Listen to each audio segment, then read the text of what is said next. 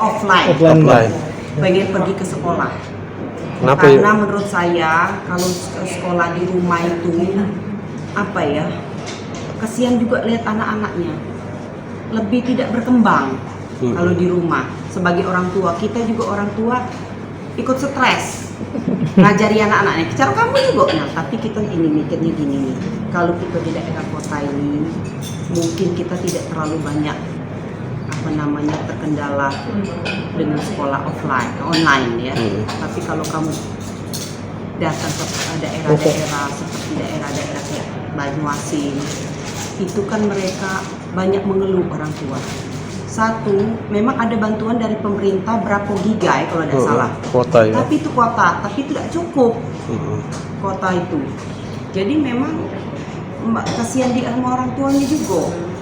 Kalau anak-anak, apalagi wifi kita di daerah ini kan tidak bagus. Kalau aku sih sebenarnya lebih menyarankan online secara pribadi, tapi kita harus menghormati keputusan dari pemerintah nantinya seperti apa. Tapi kita juga harus melihat kondisi. Kalau sekarang memang kondisinya diperbolehkan, tapi itulah balik-balikan itu Jakarta itu nanti kita melihat dari Jakarta ini acuan buat kita karena semua itu nanti datangnya dari Jakarta.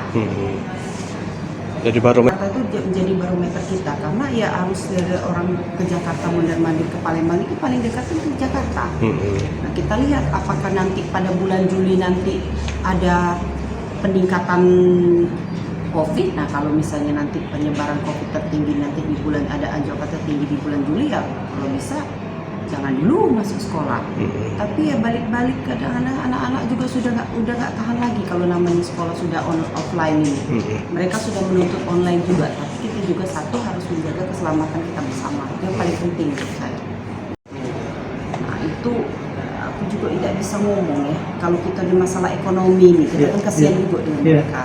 Yang jelas mesti sampaikan juga kepada yang penjaga restruktur, terutama yang menengah ke bawah itu kan, untuk tetap menjaga protokol kesehatan itu sudah pasti. Kalau masalah buka mungkin kalau untuk mereka yang jam 7 sampai dengan jam 9 ini mungkin diluangkan sampai jam 10 pada saat sekarang ini mungkin itu balik. Jangan lupa subscribe, share, komen, dan like ya.